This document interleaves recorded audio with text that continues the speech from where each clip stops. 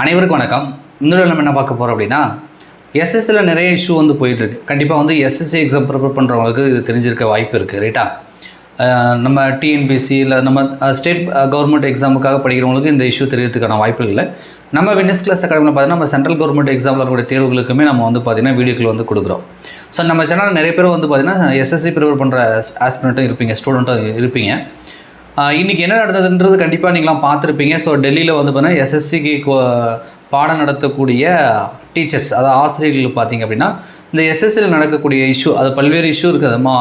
System exam ஹாலில் வந்து system work ஆகலை, மவுஸ் ஒர்க் ஆகலை, அதேமாதிரி எக்ஸாம் சென்டரை வந்து மாற்றி போடுறது, நிறைய இஷ்யூ வந்து போயிட்டுருக்கு. அதாவது லிஸ்ட்டு போட்டோம்னா ஒரு 10 இஷ்யூ இருக்குதுன்னு வச்சுக்கோங்களேன். 10 விதமான குளறுபடிகள் இருக்குது. அதேமாதிரி ஒரு ஷிஃப்ட்டில் கேட்ட அந்த கொஷின் வந்து அடுத்த நாள் வரக்கூடிய இன்னொரு ஷிஃப்ட்டில் வந்து பார்த்திங்கன்னா அதே கேள்விகள் வந்து ரிப்பீட் ஆகுது.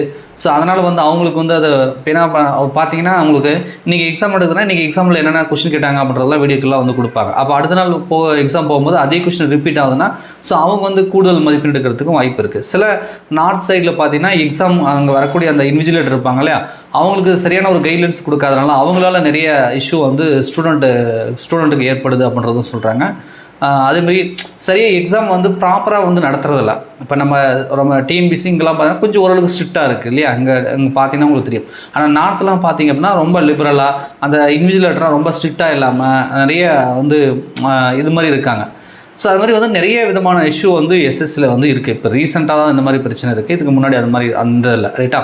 ஸோ இதை வந்து ஸ்டூடெண்ட்டை வந்து பாதிப்படைகிறாங்கன்னு சொல்லி இன்றைக்கி வந்து எஸ்எஸ்சியோட ஹெட் குவார்ட்டர்ஸ் இருக்கும் இல்லையா, ஸோ அங்கே போய்ட்டு வந்து பெட்டிஷன் மாதிரி வந்து கொடுக்குறதுக்கு போயிருக்காங்க. கிட்டத்தட்ட ஒரு 500க்கும் மேற்பட்ட ஆசிரியர்கள். ஸோ அதுக்கப்புறம் அங்கே என்ன நடந்ததுன்னு தெரியல. அதுக்கப்புறம் அங்கே டெல்லி போலீஸ் வந்து பார்த்திங்கன்னா தடியடி இது பண்ணி கலைச்சிருக்காங்க. அதில் நிறைய டீச்சர்ஸ் வந்து இன்ஜூர் ஆகிருக்காங்க, காயம் ஏற்பட்டிருக்காங்க. அதுக்கப்புறம் போலீஸ் வேரில் அரெஸ்ட் பண்ணிலாம் கூப்பிட்டு போயிட்டு எங்கே இருக்கிறாங்கன்னே தெரியாத மாதிரி அந்த மாதிரிலாம் கலைச்சி விட்ருக்காங்க, ரைட்டா? ஸோ இப்போ இந்த வீடியோவில் நம்மளோட என்ன சொல்ல வரோம் அப்படின்னா, இந்த மாதிரி எஸ்எஸ்சிலையுமே நம்ம டிஎன்பிசியில் குளறுபடிகள் இருக்குது. அதை தாண்டி இப்போ நம்ம ஓரளவுக்கு பார்த்தீங்கன்னா சென்ட்ரல் கவர்மெண்ட் எக்ஸாம்னா ஓரளவுக்கு சரியாக பண்ணுறாங்கன்ற மாதிரி தான் இதுக்கு முன்னாடிலாம் இருந்தது. இப்போ சென்ட்ரல் கவர்மெண்ட் எஸ்எஸ்சி எக்ஸாம்லுமே இந்த மாதிரியான சில நிறைய குளறுபடிகள் வந்து வர ஆரம்பிச்சிருச்சு. ஸோ அந்த எஸ்எஸ்சி படிக்கிறவங்க பாதிப்படைகிறாங்க இல்லையா, அந்த டீச்சர்ஸ் எல்லாம் வந்து பார்த்திங்கன்னா அவங்களும் இந்த ஸ்டூடெண்ட்டுக்காக வந்து குரல் கொடுத்தவங்களும் பாதிப்படைஞ்சிருக்காங்க, ரைட்டா?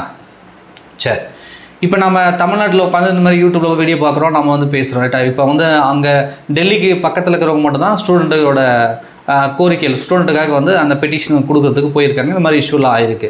இப்போ நம்ம தமிழ்நாட்டிலேருந்து யாரும் வந்து போயிருக்க மாட்டாங்க, போக முடியாது, ரொம்ப தூரமாக இருக்குது. இப்போ நம்ம டிஎன்பிசியே ஒரு கூட்டம் கூட்டுறாங்க மதுரைக்கு அப்படின்னா அங்கே சென்னையிலேருந்து மதுரைக்கெலாம் போவாங்களா அப்படின்றது தெரியாது, ரைட்டா?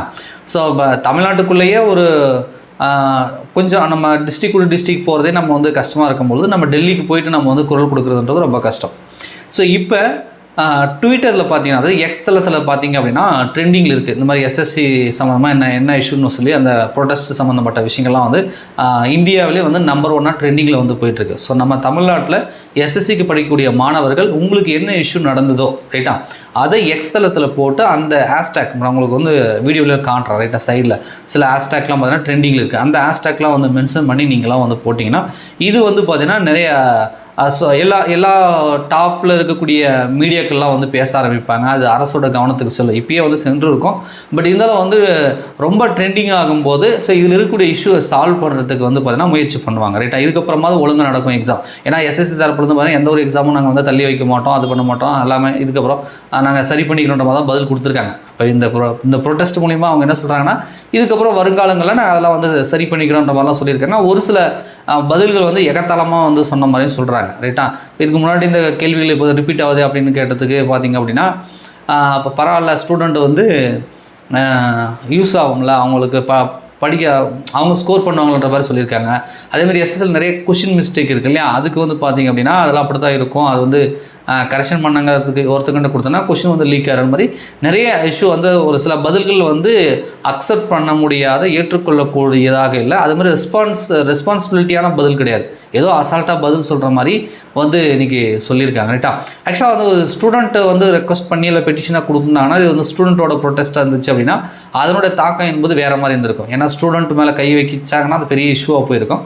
பட் ஆனால் வந்து போலீஸு பிரச்சனை என்னென்னா ஸ்டூடெண்ட் வந்து கொஞ்சம் பின்வாங்க தான் செய்வாங்க, ரைட்டா? கொஞ்சம் பயப்படுவாங்க. பட் ஆசிரியர்கள் வந்து ஒன்றா சேர்ந்து ஒரு 500க்கும் மேற்பட்ட ஆசிரியர்கள் வந்து போயிட்டு ஒரு ஆக்சுவலாக வந்து போராட்டம் பண்ணுற மாதிரி அவங்க போல் ஒரு பெட்டிஷனாக மனு மாதிரி வந்து எழுதி கொடுக்க தான் போயிருக்காங்க. ரைட்டா?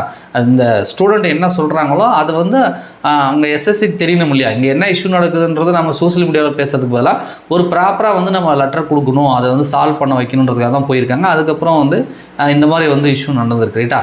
ஸோ அதனால் இந்த வீடியோ கிளிக் பண்ணி பார்க்குறவங்க நீங்கள் சென்ட்ரல் கவர்மெண்ட் எக்ஸாம் ப்ரிப்பேர் பண்ணுறவங்களா இருந்தால் ஸோ எக்ஸ்தலத்தில் வந்து ட்ரெண்டிங் ஆகக்கூடிய அந்த ஹேஷ்டேக்கை யூஸ் பண்ணி உங்களுடைய இஷ்யூவை சொல்லுங்கள்.